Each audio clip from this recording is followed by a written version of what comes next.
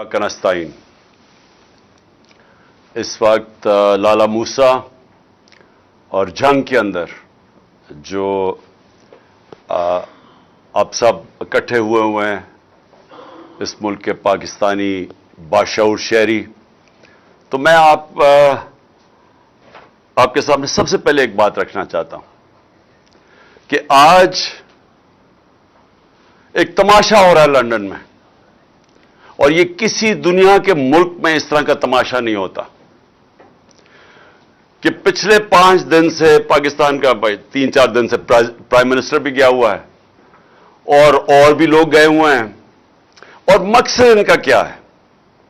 وہاں جا کے فیصلہ ہو رہا ہے کہ پاکستان کا آرمی چیف کون بنے گا۔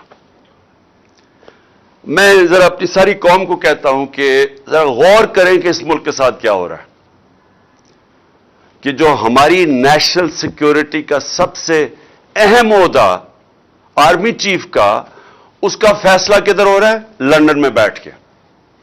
فیصلہ کون کر رہے ہیں؟ اس ملک میں ایک کنوکٹڈ آدمی، ایک سزا یافتہ آدمی، ایک مفرور جھوٹ بول کے ملک سے باہر گیا، دوسری دفعہ جھوٹ بول کے ملک سے باہر گیا، وہ فیصلہ کر رہا ہے۔ اس کے ساتھ اور کون ہے؟ اس کے بیٹے ہیں جو اس ملک سے باہر بھاگ کے گئے احتساب سے، ان کے دور میں، نون لیگ کے دور میں۔ اور کیوں گئے؟ کیونکہ وہ جواب نہیں دے سکتے تھے کہ اربوں روپے کی پراپرٹیز ان کی لندن میں کدھر سے آئیں، اور انہوں نے کہا ہم پاکستان کے شہری نہیں ہیں۔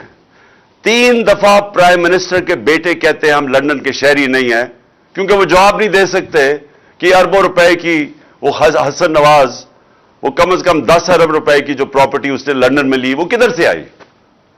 ساتھ ہے ان کی بیٹی جو پینما میں اس کے نام پہ یہ 4 بڑے بڑے محلات کا انکشاف ہوا تھا، جو سب نے حسین شریف نے کہا کہ الحمدللہ ہمارے ہیں، نواز شریف نے کہا ہمارے ہیں، لیکن یہ نہیں بتا سکتے کہ پیسہ کدھر سے آیا۔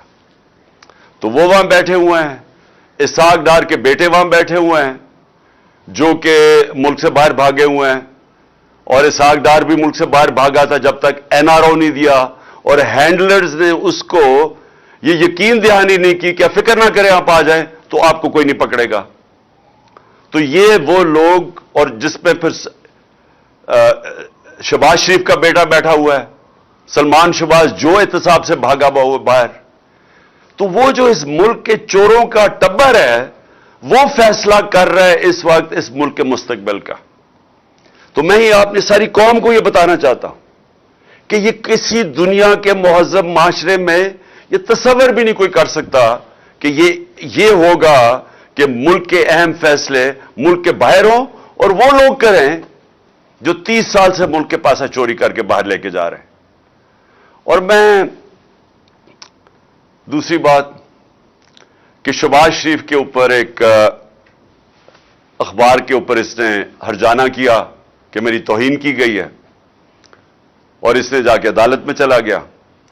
اب شہباز شریف کو نہیں پتا تھا کہ برطانیہ کی عدالتیں کیوں، ونسٹن چرچل ان کے جو بڑا اسٹیٹسمین تھا، اس نے کیوں کہا جب برطانیہ ہٹلر کی دوسری جنگ عظیم میں جب تباہ کر رہے تھے برطانیہ کو، تو اس نے کیوں کہا، اس نے جب کسی نے پوچھا ہم بچ جائیں گے، اس نے کہا کیا ہماری عدالتیں انصاف دے رہی ہیں؟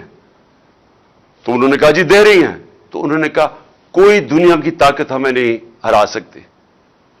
ان کی عدالتوں کے اندر یہ چلا گیا شہباز شریف، اور اب انہوں نے 8 یا 9 دسمبر کو اس کو بلا لیا، اس سے جواب مانگے ہیں۔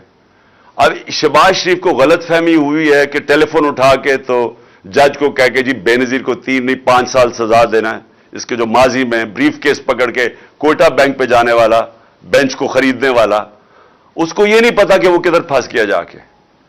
اور ان کے لیے سب سے بڑا اب یہ چیلنج ہوگا شہباز شریف کے لیے کہ عدالت میں اب انہوں نے بتانا پڑے گا کہ کیا جو اس نے الزامات لگائے، اور اس نے بڑے، جو ان کا اخبار ڈیلی میل ہے، بڑے سنگین الزامات لگائے ہیں اس کی چوری کے اوپر۔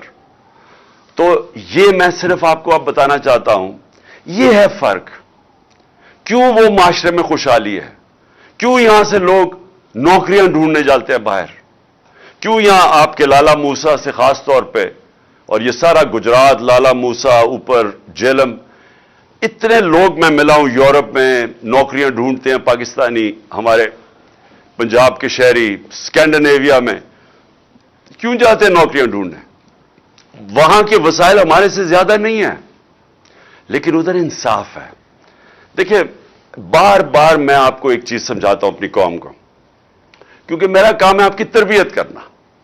جب تک ایک ملک کے اندر عدل اور انصاف نہیں ہے، قانون کی حکمرانی نہیں ہے، وہ معاشرہ خوشحال نہیں ہو سکتا، وہ معاشرہ آزاد نہیں ہو سکتا، اس معاشرے میں جمہوریت حقیقی نہیں آ سکتی، حقیقی آزادی نہیں آ سکتی۔ وہ معاشرے کے اندر جدھر کمزور کو طاقتور سے قانون تحفظ نہیں دیتا، وہاں جنگل کا قانون ہوتا ہے۔ وہ جو مرضی آپ کر لیں، آپ اچھی سے بھی پالیسیز لے آئیں، وہاں غربت ہوگی۔ ساری جس کو کہتے ہیں ڈیولپنگ ورلڈ، جو غریب ملک ہیں، ان سب کی یہی کہانی ہے۔ تو میں اس لیے بار بار آپ کو سمجھاتا ہوں میرے پاکستانیوں، کیونکہ میں نے یہ ملک دیکھے ہوئے ہیں، میں نے ٹائم گزارا ہوا ہے یہاں، مجھے پتا ہے۔ اس لیے میں نے 26 سال پہلے انصاف کی تحریک شروع کی تھی کہ یہ ایشین ٹائیگر نہیں بننے لگا پاکستان، لاہور کو پیرس نہیں آپ بنا سکتے۔ جب آپ عدل اور انصاف کا نظام لے کے آئیں گے، یہاں کی قوم کو آزاد کریں گے، حقیقی آزادی دیں گے، یہ قوم خود ہی اس ملک کو اٹھا لے گی۔ یہاں جو بیرون ملک پاکستانی بیٹھے ہیں، جو میری آج سن رہے ہوں گے مجھے، میرا ان سے انٹریکشن ہے، ان سے پوچھے تو صحیح کیوں نہیں وہ پاکستان میں آ کے پیسہ لگاتے؟ وہ سب سے پہلے آپ کو کہیں گے کہ ہم اس لیے پیسہ نہیں لگاتے پاکستان میں آ کے کہ ہمیں ڈر ہوتا ہے کہ اگر ہم پلاٹ لیتے ہیں تو اس کے اوپر قبضہ ہو جاتا ہے اور ہم قبضہ نہیں چھڑا سکتے۔ تو ہم کاروبار کیسے شروع کر سکتے ہیں جس ملک کے اندر ہمیں قانون تحفظ نہیں دیتا، جس میں ایک فکرہ استعمال کیا جاتا ہے، کانٹریکٹ انفورسمنٹ نہیں ہوتی۔ جب اس ملک میں ہماری سرمایہ کی حفاظت ہی نہیں ہوتی تو ہم کیسے اس ملک میں پیسہ لگائیں گے؟ اور دوسری بات وہ یہ کہیں گے، خاص طور پہ برطانیہ میں جو بیٹھے پاکستانی ہیں، کہ یہ جو ملک کے سربراہ ہیں جو ہمیں کہتے ہیں کہ پاکستان میں اپنا پیسہ لے کے آؤ، تو اپنا پیسہ تو پاکستان سے باہر بھیج رہے ہیں، ان کے تو بڑے بڑے محلات باہر ہیں، ان کے کاروبار باہر ہیں، تو یہ ہمیں کہہ رہے ہیں کہ پاکستان میں پیسہ لگاؤ، اور وہ یہ کہتے ہیں کہ یہ پیسہ باہر کیوں بھیجتے ہیں؟ نمبر 1 چوری کا پیسہ ہے، کیونکہ اگر چوری کا پیسہ کیوں باہر بھیجنا پڑتا ہے کہ پاکستان میں نظر آ جائے گا۔ یہاں اب اگر ایک دم ان کی دولت میں اربوں روپے کا اضافہ ہونا شروع ہو جائے تو پوچھیں گے تو صحیح نا قوم کے کدھر سے پیسہ آیا؟ وہ یہ جواب نہیں دے سکتے کیونکہ چوری کا پیسہ ہے، اس لیے ان کو باہر بھیجنا پڑتا ہے۔ اور یاد رکھیں جب باہر بھیجتے ہیں، اور میں یہ بار بار آپ کو اس لیے بتاتا ہوں کہ جب آپ کا ملک کا پیسہ چوری کر کے، جس طرح یہ ٹی کیس ہے شہباز شریف کا اور بیٹوں کا، کہ یہ پوری ایک گاڑی میں پیسہ، پہلے وہاں سے ان کے ماڈل ٹاؤن کے گھر سے وہ گاڑی میں پیسہ رکھا جاتا تھا، پھر پولیس گارڈ لے کے جاتی تھی ہنڈی اور حوالے، جدھر سے یہ پیسہ ڈالر میں چینج ہوتا تھا اور پھر باہر بھیجتے تھے، اور پھر جو پیسہ پاکستان منگوانا ہو تو وہ ایک ان لوگوں کے نام پہ لے کے آتے تھے جو کبھی پاکستان سے باہر ہی نہیں گئے، مثلا، اور زرداری بھی یہی کرتا تھا، تو وہ پاپڑ والا اور چینی والا اور یہ وہ لوگ ان کے پاسپورٹ لیتے تھے اور کہتے تھے جی انہوں نے باہر سے ریمیٹنسز بھیجی ہے۔ تو خود ہی قانون بنایا تھا 1992 میں کہ جی اگر باہر سے کوئی پیسہ بھیجے گا تو کوئی سوال نہیں پوچھا جائے گا، اور یہ حدیبہ پیپر مل بھی یہی کیس تھا، زرداری کا بھی یہی کیس ہے، وہ جو فیک اکاؤنٹس کا ان کے بھی یہی کیس ہے۔ تو یہ وہاں سے انہوں نے پیسے باہر پہلے چوری کر کے، چوری کا پیسہ باہر، ریمیٹنس سے واپس جس کی ضرورت ہے، باقی پیسہ ان کا باہر پڑا ہے۔ جو ان کا زیادہ تر مال ہے، یہ دونوں بڑے بڑے خاندانوں کو، یہ باہر پڑا ہوا ہے پاکستان سے، اور بڑی شان و شوکت میں وہاں رہتے ہیں، اور یہ اس ملک کا المیہ ہے کہ یہ ہر تھوڑی دیر کے بعد ان کو این آر او ملتا ہے، پھر واپس آتے ہیں، پھر لوٹتے ہیں، پھر پیسہ باہر لے جاتے ہیں۔ اور یہ آپ کے سامنے ہو رہا ہے اس وقت، یہ جو تماشا ہے کہ سارے جناب لندن کی طرف دیکھ رہے ہیں، چور بیٹھ کے فیصلہ کر رہے ہیں کہ پاکستان کا آرمی چیف کون ہوگا۔ یعنی مجھے حیرت ہوتی ہے کئی دفعہ کہ یہ جب ہم ہم نے ہم یہ سوچتے ہیں کہ یہ اللہ یہ ہم کس دنیا میں رہ رہے ہیں کہ کسی بھی دنیا کے ملک میں یہ مجھے کوئی بتا دے، میں برطانیہ میں پتہ نہیں کتنے 20-30 سال گزارے ہیں، کوئی سوچ سکتا ہے وہاں کی اس طرح کی چیز ہو؟ کوئی سوچ سکتا ہے کہ برطانیہ کے پرائم منسٹر کی باہر پراپرٹیز پڑی ہوں، اور اگر پڑی ہوں تو وہ ایک دن بھی آفس میں رہ سکتا ہے جب تک جواب نہ دے؟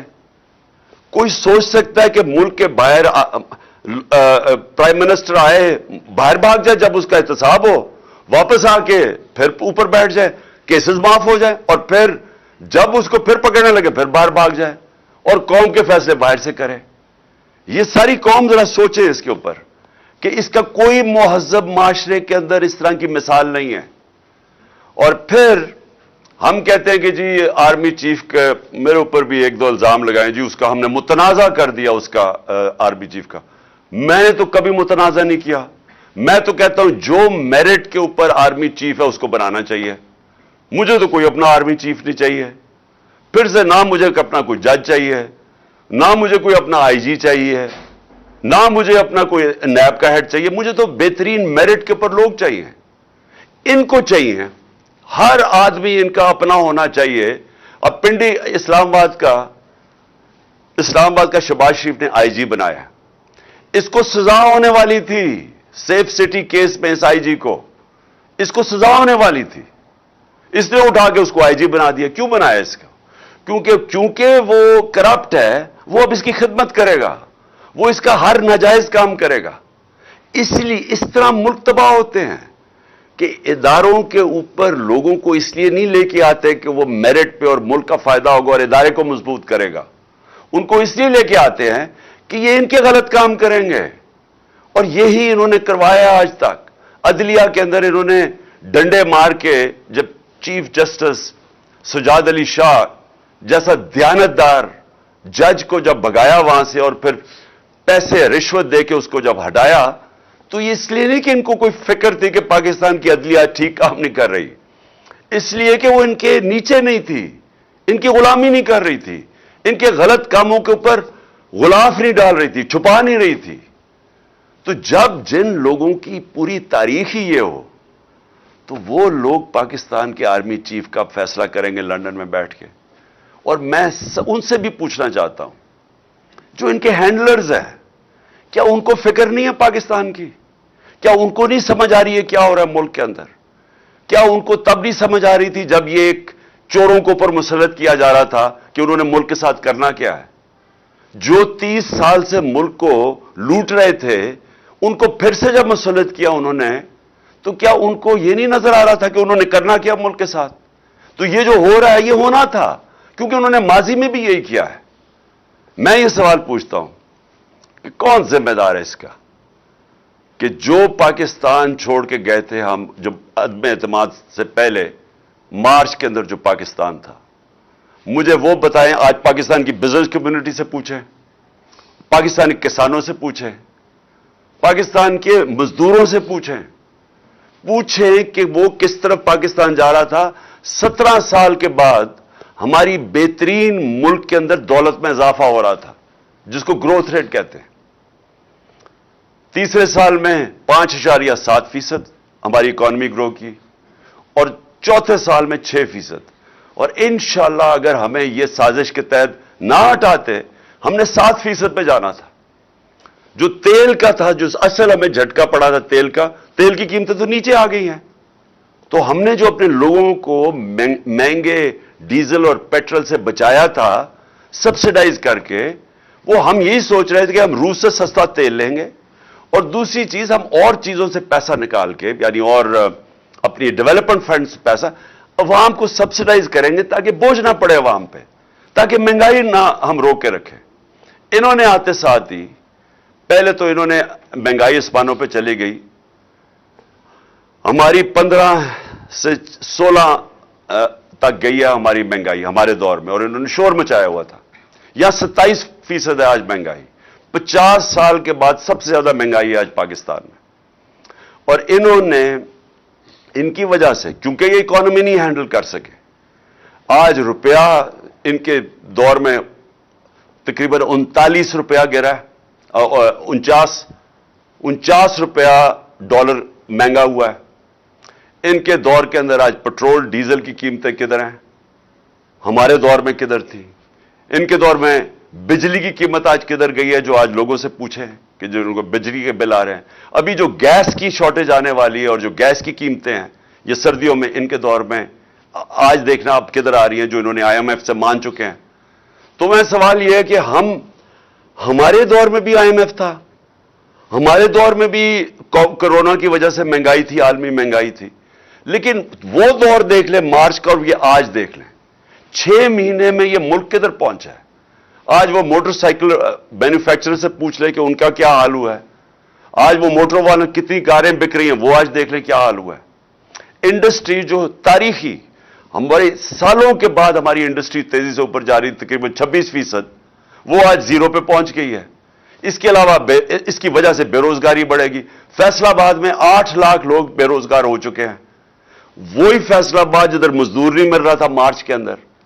तो मैं सवाल ये पूछता हूं कि ये क्या, ये जो हैंडलर्स लेके आए हैं और ये जो आज तमाशे हो रहे हैं पाकिस्तान से, कौन जिम्मेदार है इसका?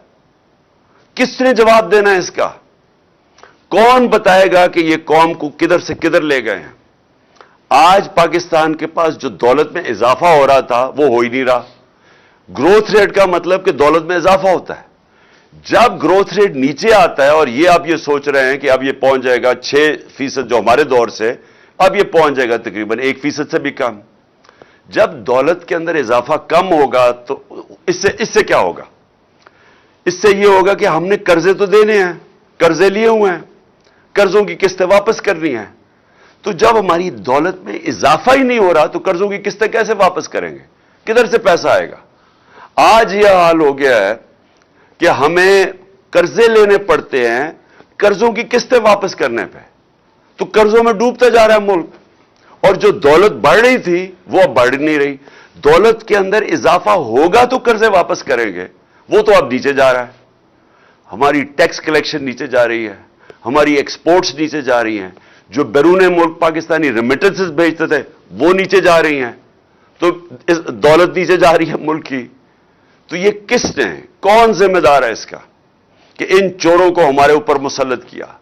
ये कौम सवाल पूछेगी। तारीख ये चीज नोट कर रही है कि ये जो हुआ है इस मुल्क के साथ, कौन कौन लोग जिम्मेदार हैं इसके।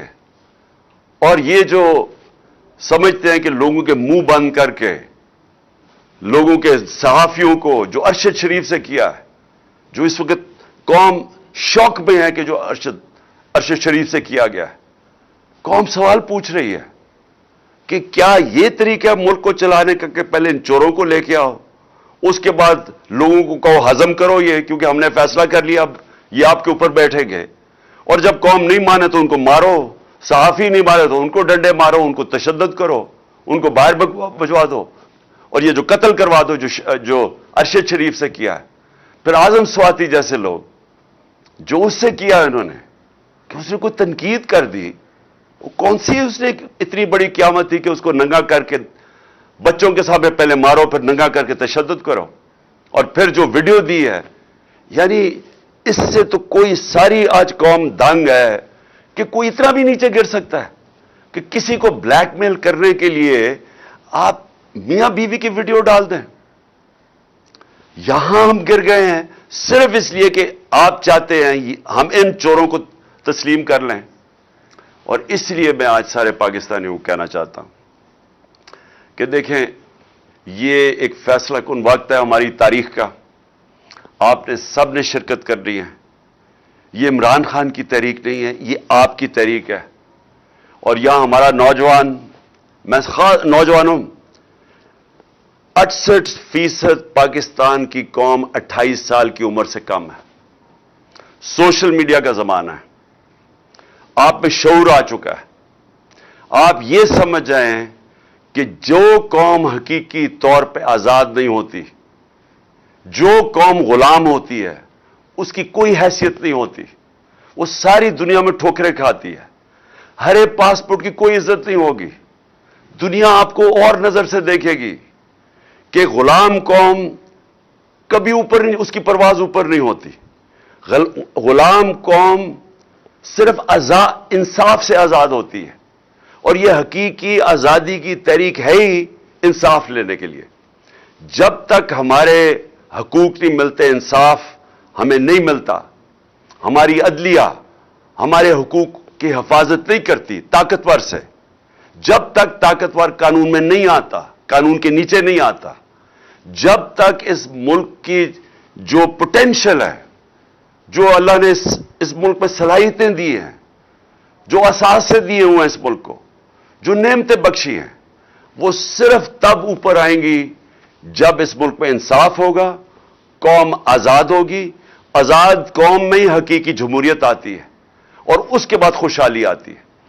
کسی کو باہر جانے کی ضرورت نہیں پڑے گی اس ملک سے، اللہ نے سب کچھ دیا اس ملک کو، لیکن اس کے لیے سب کو جدوجہد کرنی پڑے گی، کیونکہ میں بار بار کہتا ہوں، آزادی پلیٹ میں رکھ کے کوئی نہیں دیتا، زنجیریں گرتی نہیں ہیں، توڑنی پڑتی ہیں، آزادی چھیننی پڑتی ہے۔ پاکستان زندہ باد۔